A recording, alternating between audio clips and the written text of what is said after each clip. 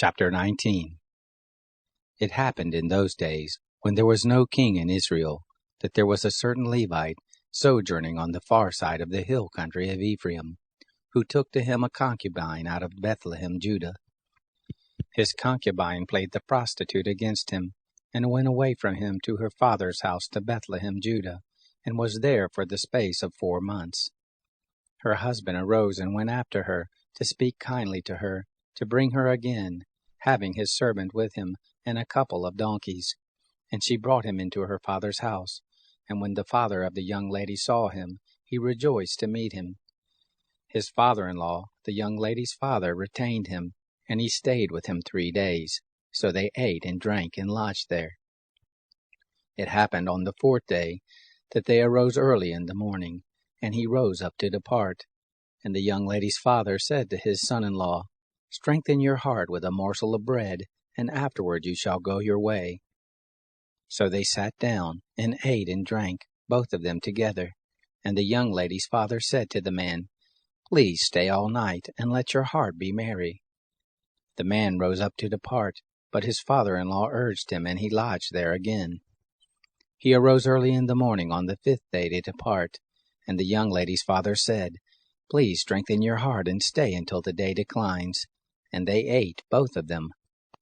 When the man rose up to depart, he and his concubine and his servant, his father-in-law, the young lady's father, said to him, "Look, now the day draws toward evening. Please stay all night. Look, the day grows to an end. Stay here, that your heart may be merry, and tomorrow you can leave early on your way, that you may go home." But the man wouldn't stay that night, but he rose up and departed, and came over against Jebush, the same is Jerusalem. And there was with him a couple of donkeys saddled. His concubine also was with him. When they were there by Jebus, the day was far spent, and the servant said to his master, "Please come and let us turn aside into the city of the Jebusites, and lodge in it." His master said to him, "We won't turn aside into the city of a foreigner that is not of the children of Israel, but we will pass over to Gibeah." He said to his servant, "Come and let us draw near to one of these places, and we will lodge in Gibeah or in Ramah." So they passed on and went their way, and the sun went down on them near to Gibeah, which belongs to Benjamin. They turned aside there to go in to lodge in Gibeah, and he went in, and sat down in the street of the city, for there was no man who took them into his house to lodge. Behold, there came an old man from his work out of the field at evening. Now the man was of the hill country of Ephraim, and he sojourned in Gibeah, but the men of the place were Benjamites. He lifted up his eyes, and saw the wayfaring man in the street of the city. And the old man said, "Where are you going, and where have you come from?" He said to him, "We are passing from Bethlehem, Judah, to the farther side of the hill country of Ephraim. I am from there, and I went to Bethlehem, Judah, and now I am going to the house of the Lord, and there is no man who takes me into his house. Yet there is both straw and provender for our donkeys, and there is bread and wine also for me, and for your handmaid, and for the young man who is with your servants. There is no want of anything." The old man said, "Peace be to you. Howsoever, let all your wants lie on me, only don't stay in the street."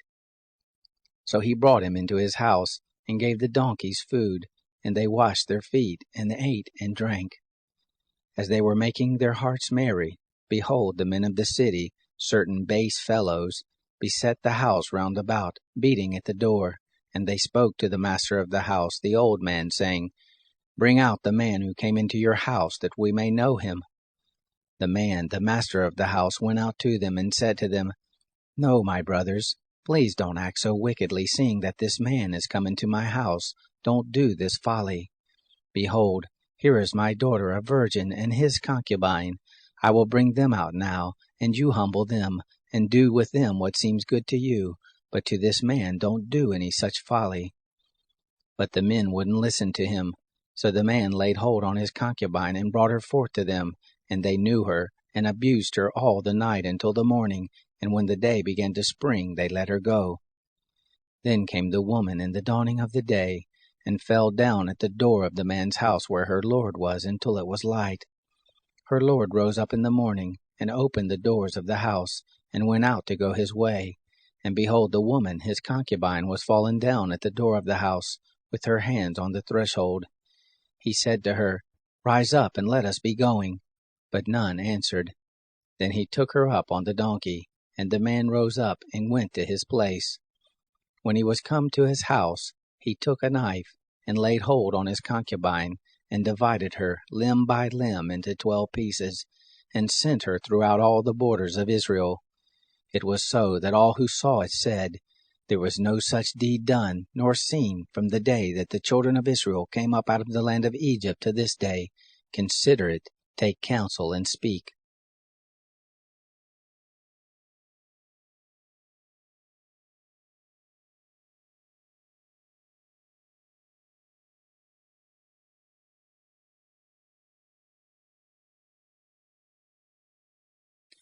Paul, looking steadfastly at the council, said, Brothers, I have lived before God in all good conscience until this day.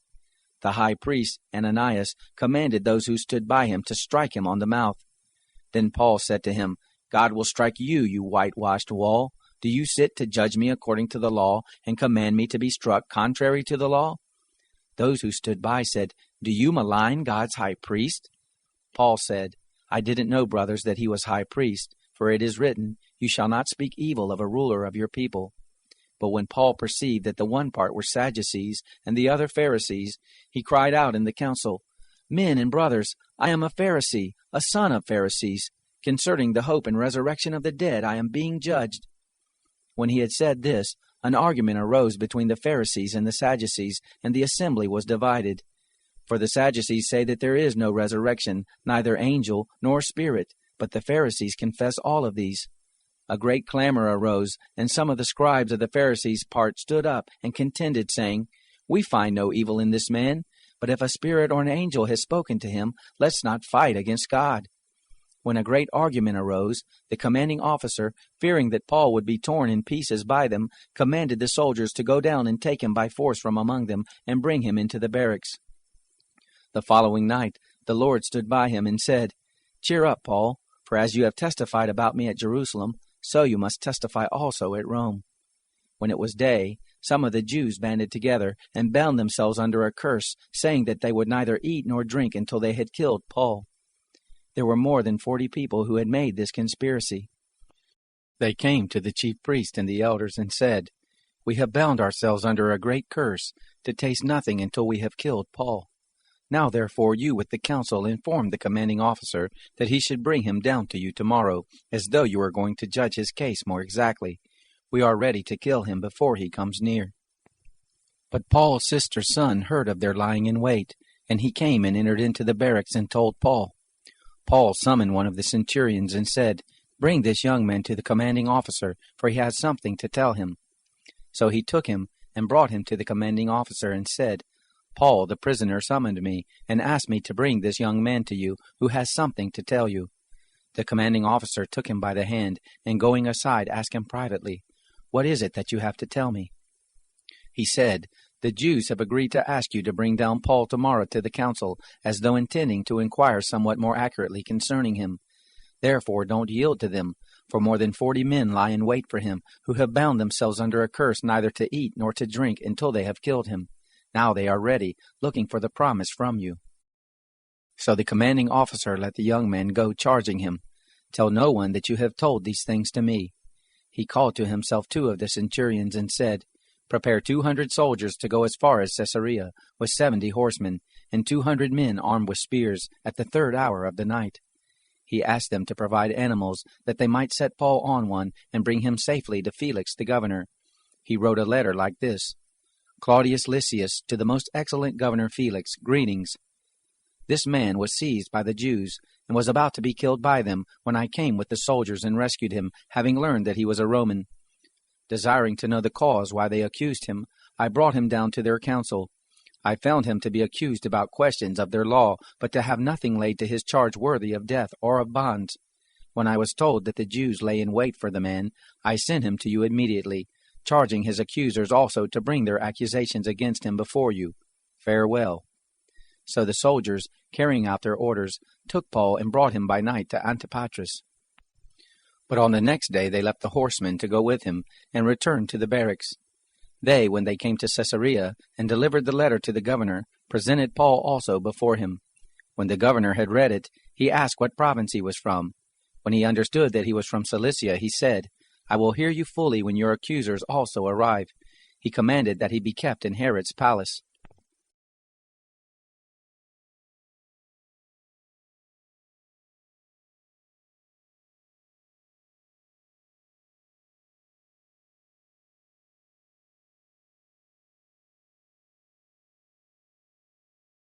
Chapter 33. Moreover, the word of the Lord came to Jeremiah the second time, while he was yet shut up in the court of the guard, saying, Thus says the Lord who does it, the Lord who forms it to establish it, the Lord is his name. Call to me, and I will answer you, and will show you great things, and difficult which you don't know.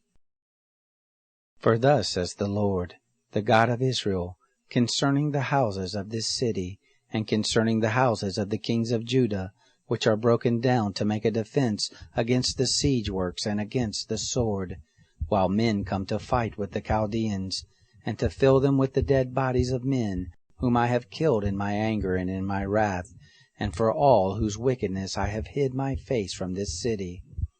Behold, I will bring it health and cure, and I will cure them, and I will reveal to them abundance of peace and truth. I will cause the captivity of Judah and the captivity of Israel to return, and will build them as at the first. I will cleanse them from all their iniquity, by which they have sinned against me, and I will pardon all their iniquities, by which they have sinned against me, and by which they have transgressed against me. This city shall be to me for a name of joy, for a praise, and for a glory, before all the nations of the earth, which shall hear all the good that I do to them, and shall fear and tremble for all the good, and for all the peace that I procure to it.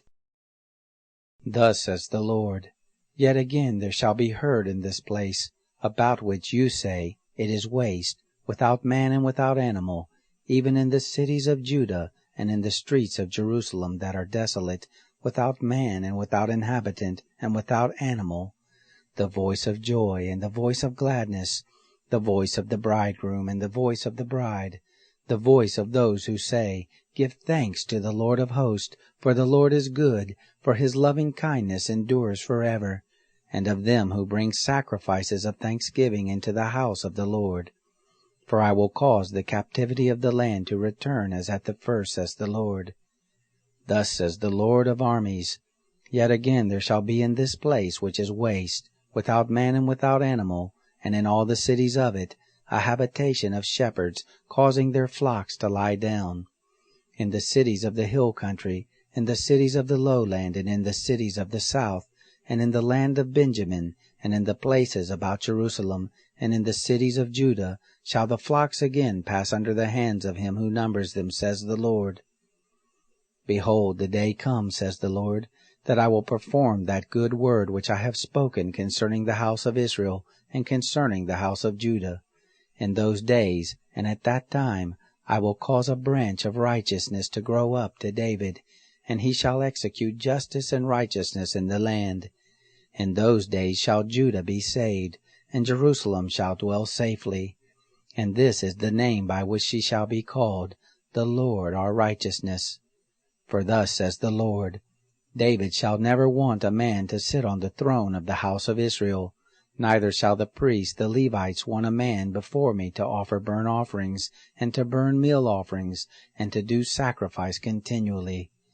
The word of the Lord came to Jeremiah, saying, Thus says the Lord, If you can break my covenant of the day, and my covenant of the night, so that there shall not be day and night in their season, then may also my covenant be broken with David my servant, that he shall not have a son to reign on his throne, and with the Levites the priests my ministers. As the host of the sky can't be numbered, neither the sand of the sea measured, so I will multiply the seed of David my servant, and the Levites who minister to me. The word of the Lord came to Jeremiah, saying, Don't you consider what this people has spoken, saying, The two families which the Lord did choose, he has cast them off. Thus do they despise my people, that they should be no more a nation before them. Thus says the Lord, if my covenant of day and night fails, if I have not appointed the ordinances of heaven and earth, then I will also cast away the seed of Jacob and of David my servant, so that I will not take of his seed to be rulers over the seed of Abraham, Isaac, and Jacob, for I will cause their captivity to return, and will have mercy on them.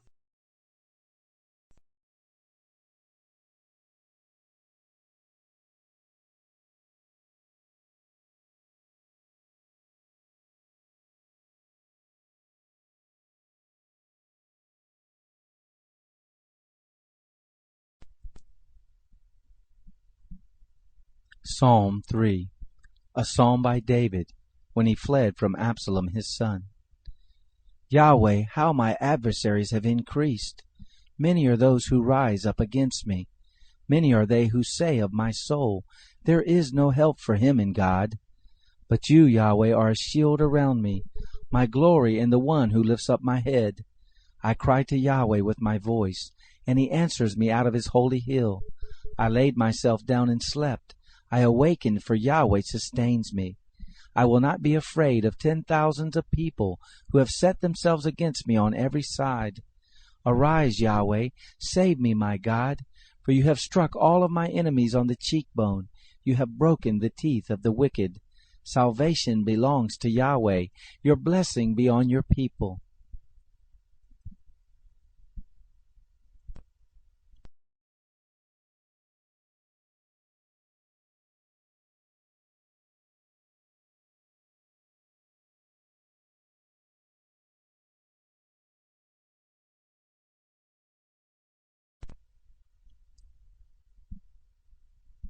Psalm 4. For the chief musician on stringed instruments, a psalm by David. Answer me when I call, God of my righteousness. Give me relief from my distress. Have mercy on me and hear my prayer. You sons of men, how long shall my glory be turned into dishonor? Will you love vanity and seek after falsehood? But know that Yahweh has set apart for himself him who is godly. Yahweh will hear when I call to him. Stand in awe and don't sin. Search your own heart on your bed and be still. Offer the sacrifices of righteousness. Put your trust in Yahweh. Many say, who will show us any good? Yahweh, let the light of your face shine on us. You have put gladness in my heart, more than when their grain and their new wine are increased.